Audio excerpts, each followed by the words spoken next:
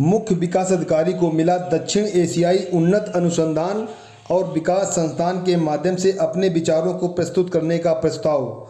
जनपद की मुख्य विकास अधिकारी ने दक्षिण एशियाई उन्नत अनुसंधान और विकास संस्थान के माध्यम से साझा किए अपने अनुभव, बताते हुए बहुत ही हर्ष हो रहा है कि हमारे जनपद की मुख्य विकास अधिकारी सौम्या पांडे अपने विचारों को प्रस्तुत करने एवं नए आविष्कारों को लागू किए जाने हेतु जानी जाती हैं। उसी क्रम में जनपद की मुख्य विकास अधिकारी सौम्या पांडे को दक्षिण एशियाई उन्नत अनुसंधान और विकास संस्थान के माध्यम से अपने विचारों को प्रस्तुत करने का प्रस्ताव मिला, जिसके चलते माननीय श्री धर्मेंद्र प्रधान शिक्षा मंत्री, कौशल विकास मंत्री डॉक्टर रशीद, माननीय राज्य मंत्री शिक्षा विभाग, मालदीव गणराज्य डॉक्टर वी सहस्त्रबुद्धि, माननीय सांसद अध्यक्ष ICCR भारत सरकार की विशेष सम्मानित उपस्थित में professor NK Chaddha MRI university, Mohammad Yasin Sameer ministry of education आदि की गर्मामयी उपस्थिति में संपन्न हुआ। जनपद की मुख्य विकास अधिकारी सौम्या पांडे ने अपने अनुभवों को सभी के साथ विस्तृत रूप से साझा किया। उन्होंने सभी को अपने अनुभवों के बारे में अवगत कराते हुए जनपद को किस तरह से ऊंचाइयों तक पहुंचाया जाए उस पर विस्तृत जानकारी दी। उन्होंने जनपद में चल रहे कार्यों के बारे में जानकारी साझा की।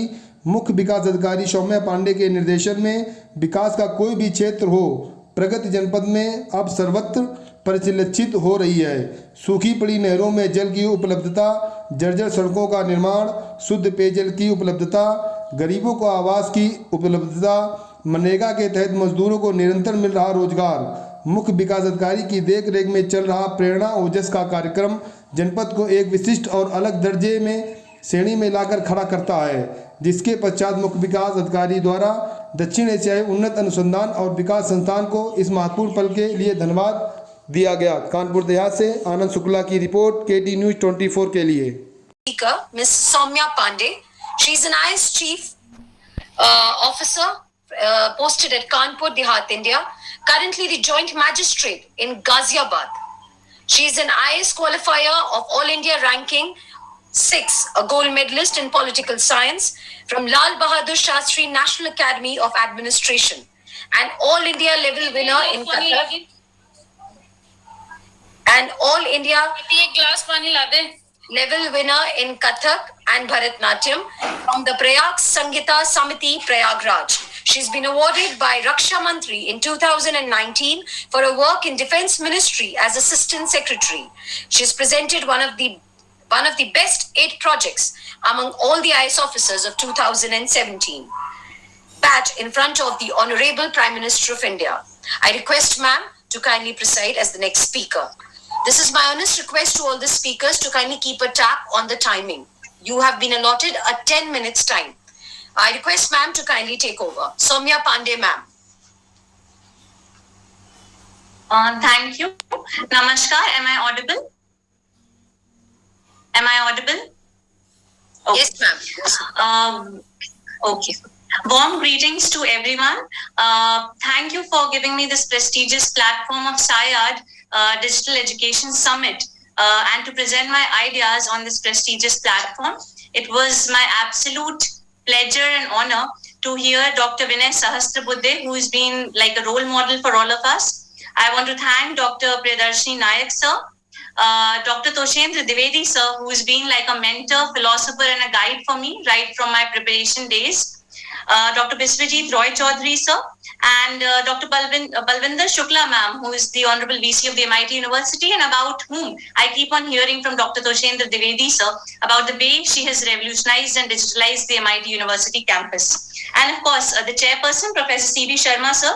And I want to also tell Professor C.V. Sharma sir that when I was preparing, NIOS PDFs on ecology were very handy, which were actually very helpful for me to get All India Rank 4 in my first attempt of the so-called the toughest exam of India, IS, by my self-study and preparation from my hometown of Prayagraj. So I am Soumya Pandey, an IS officer of 2017 batch, born on the Uttar Pradesh cadre. Currently, I am serving as the Chief Development Officer in Kanpur Dehat district of UP. I would like to talk about e-governance. And when I say e-governance, for me, it is much more than electronic governance. It is easy governance, effective governance, efficient governance, and most importantly, economic governance. To quote Dr. APJ Abdul Kalam, our former president, it is e-governance is a transparent and smart governance, which is very helpful to provide fair and unbiased service to the citizens. Now, there can be different connotations of e-governance, starting from e-administration to e-services and e-democracy. And to quote Albert Einstein, who said that in the middle of a difficulty lies an opportunity. The world in general and India in particular, for the past 1.5 years, we are facing an unprecedented crisis, both economical in the form of health status of people, in the form of administrative crisis and social crisis, because of the never seen before COVID-19 pandemic. And it is in this pandemic that we truly realized the importance of digital transformation, of digital platforms and e-education in particular. Now, serving in this district of Kanpur Dehat and being an IAS officer and being in the administrative field, I would like to share some first-hand experiences on both the pros and cons and the challenges that lie ahead of us in the way of digital education and e-governance. I will start off by talking about a district called Siddharth Nagar in UP, which lies on the Nepal border. It is one of the aspirational districts according to Niti Aayog and one of the 112 most backward districts of India. I was a training probationer there 2 years back, and there I did a project on digital education in which, like Professor C.B. Sharma was mentioning, that we have to take digital education, we have to think about the villages, not only the metros and the big cities, but the villages. And I am sitting in a place, Kanpur Dehat, which has more than 1,000 villages, which has a population of 20 lakh, and we have more than 618 gram panchayats. So I can tell from my first-hand experiences of the challenges that digital education faces when we work on the ground with our government schools, with our basic Shiksha schools, and with the rural children who might not have the resources that are available to students of private schools or maybe students of Ghaziabad or Noida. When I was talking about Siddharth Nagar, so there in all the basic education schools, like like Dr. Harsh sir was mentioning about the initiatives of NCERT, there's a very good initiative by the Basic Education Department under the leadership of Honorable Prime Minister and Honorable Chief Minister of UP, Shri Yogi Adityanath ji, which is called Mission Prerna.